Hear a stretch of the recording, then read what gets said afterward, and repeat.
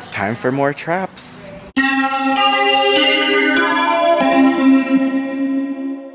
Welcome back to my YouTube channel. And if you're new here, hi, welcome, I'm Patrick, and I love plants. And if you do too, you should definitely consider hitting that subscribe button because I love going on these planty adventures and taking you along with. I also love going around gardening centers and showing you what plants to get, what plants to avoid, and today is one of those videos. We are doing another trap video. So I'm here at Armstrong Garden Center and I'm just gonna show you more traps to avoid. Okay, first beginner trap that I'm gonna go over is you don't have to repot your new plant right when you get it. Actually, you shouldn't. You should probably leave it in its nursery pot for as long as you can. I feel like one of the main reasons why new plants don't do well right away is because they get repotted way too soon. What plants need is some time to acclimate. So when you move the plant from the nursery to, say, your home, that's one huge change that it needs to acclimate to. And if you're repotting it and changing its home, well, that's one other big change that it has to just get used to, and sometimes they don't. So you want to just leave it in this nursery pot, and the trick to having cute plants is to have a cache pot or a cover pot. That'll keep your plant more steady with its weight and also cute, so you don't have to change its pot right away. Oh yeah, check out my beautiful model, this lovely Spathiphyllum domino. A great plant for beginners if you ask me. I mean, I'm still obsessed with these. Just look at the beauty. Oh yeah, I'm taking this baby home.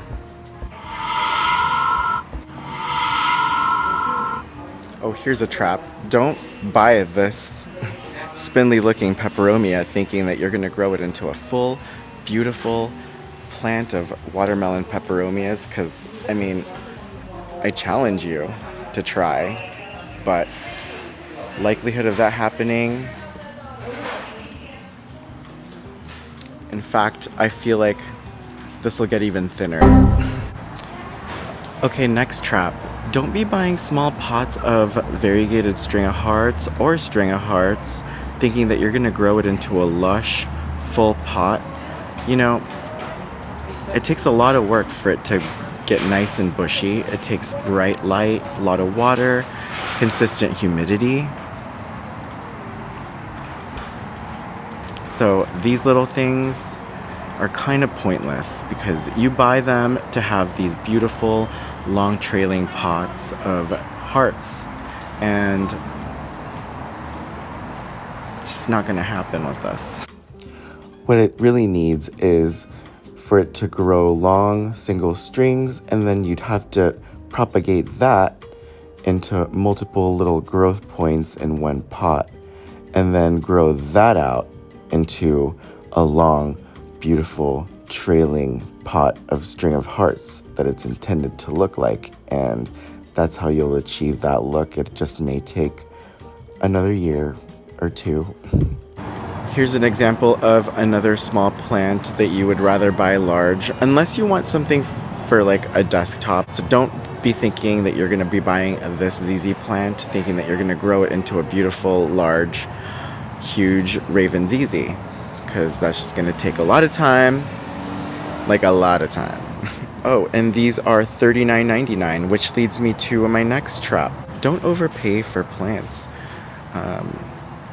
Raven ZZs, you could find Raven ZZs in 6-inch pots for $50. So a 4-inch little thing of this is just too much if you ask me. It's really good to shop around just to get a good grasp on what your local market's like, because plant prices are going to be different everywhere.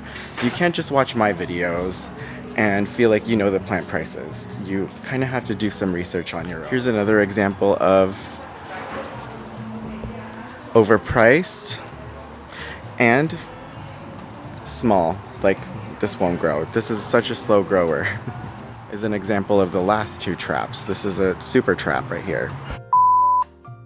Don't be thinking that all calatheas are assholes, because I feel like not all of them are. Calatheas get a bad rap, and understandably so, rightfully so. This is a huge offender right here. This is big trap right here. These have paper thin leaves and really beautiful purple undersides.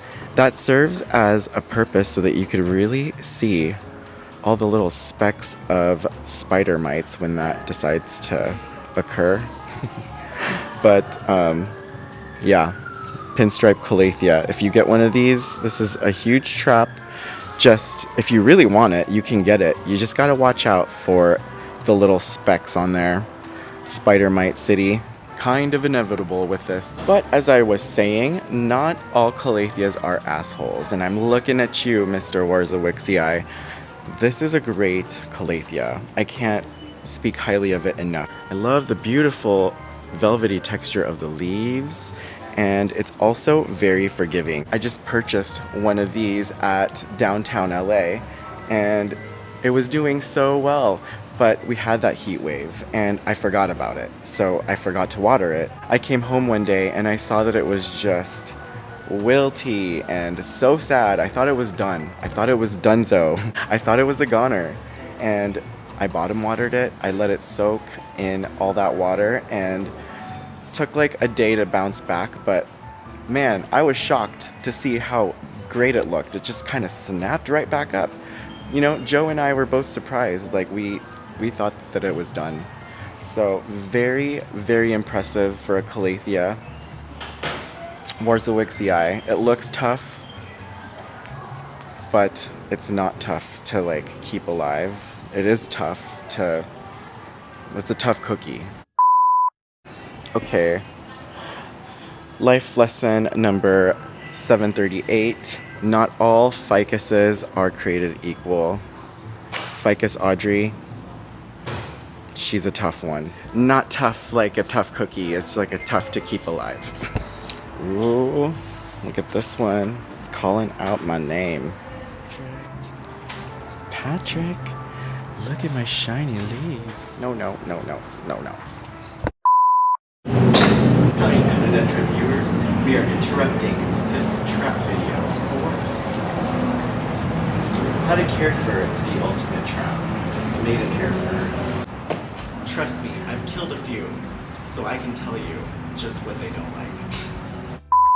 I have learned some valuable tips that I can pass along to you. Maiden hair ferns are great plants for self-watering pots. Here's an example of a self-watering pot. This is the water reservoir. It has a wick that reaches into the water, and that will keep the soil moist for this very picky maidenhair fern that all beginners seem to gravitate towards. Maidenhair ferns like their soil to stay moist, not wet. But another thing that's really crucial to maidenhair ferns that I keep failing to provide is maidenhair ferns are beautiful, right? They're nice and wispy. Well, they're designed to blow in the wind, so they love a good breeze. And you can do this by pointing a fan at it at home or keeping it outside where it gets a natural, nice breeze. Just make sure that it doesn't get a lot of full sun. And that is how you care for a maidenhair fern. So when I learned about all those things that the maidenhair fern likes, I was thinking, because I saw at the Garden of Realization, this meditation garden that I went to in San Diego, it was lined with nothing but maidenhair ferns. And I was like, okay. It was surrounded by a pond, so I was like, it likes wet feet. So that's it. But I didn't put into consideration the breeze and all that because it was outside. So I feel like that's the one missing crucial part that I have been failing to provide, is that breeze. So there you have it. If you want to try out a maidenhair fern, give it some breeze and some consistently moist soil, and let me know how that goes for you. Here's a trap. Begonias. Begonias may seem like great house plants. Ooh yeah, they like the shade.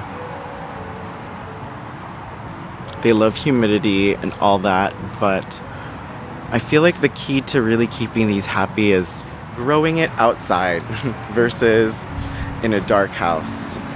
And you could put it on a windowsill all you want, but I feel like truly the best conditions for it is in shade outside, where it gets plenty of bright and direct light. To be honest, all houseplants love being outside in the shade. Have you ever had a plant that was doing so poorly that you decided to banish it outside, only to be surprised with it bouncing back and living its best life yet again, only for you to take it back inside and suffer again?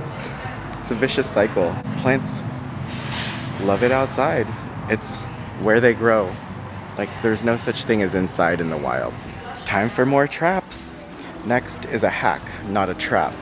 Hoyas are so easy to propagate that I bet you can get some free clippings from a friend. Just ask. I'm sure they'll say yes. And they will root and grow like no problem. So, hack. You don't have to buy every Hoya.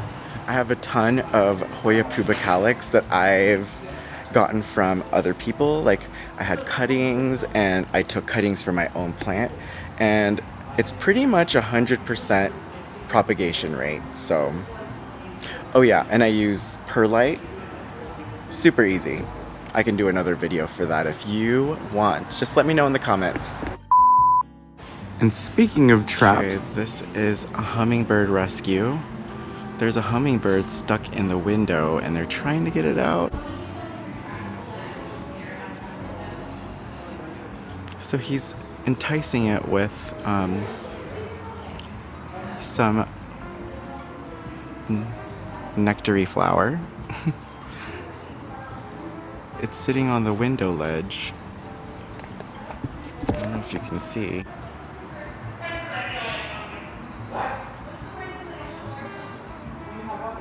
I hope they can get it out. I'm just trying to film my thumbnail. But now I'm invested, and let's see if they can get this hummingbird out. Poor bird, it's just like, I want to get out. I'm not understanding why I can't get out. I can see it. Well, that's it for today's video. Thank you so much for joining me. I had fun showing you, warning you about certain traps and showing you some hacks. I am getting this plant. I just couldn't resist. So that's another thing that I've learned. If you love a plant with variegation, especially like a peace lily domino, something inexpensive, generally, like, I mean, 40 bucks is still, I feel like, a lot for this. However, the plant, the variegation on this is just so gorgeous. I've made the mistake of leaving without a beautiful peace lily domino from before, and I still think about it. So when I saw this, I was like, I instantly thought of that spathiphyllum domino that I walked away on, and I was like, oh my gosh, this is my moment. This is my moment of redemption, because I'm taking home, I think, the most beautiful peace lily. I guess it's good to wait. Am I contradicting myself? And if you want to try out a maidenhair fern again, because I know you probably already have and failed, because I have 3, 4 times, 5 times over. If you want to try it out, I will try it out too, and let me know. Let's share notes on maidenhair fern care. I had a lot of fun. I hope you did too. If you like this video, you know what to do. Please throw me a bone and give me a thumbs up. It really does help distribute my video throughout YouTube, so I appreciate everyone liking and subscribing, which leads me to my next point. If you want to see more of my plant videos, come plant shopping with me. Hit that subscribe button. And if you want to see even more of me, check me out on Patreon, where I put out exclusive videos, some hauls, all that. I appreciate you watching all the way till the very end, and if you like this video, click this video right here, because that is another video with useful information on plants to buy now in your beginning stages of plant collecting, and these plants are guaranteed to grow and become your favorites for years to come. These are all the plants that I bought that I still love. So get more bang for your buck. More joy, more fun, more bang. See you in the next one. Baby, I got you. When you feel like falling, I'll be there to prove, yeah, that baby, I got you.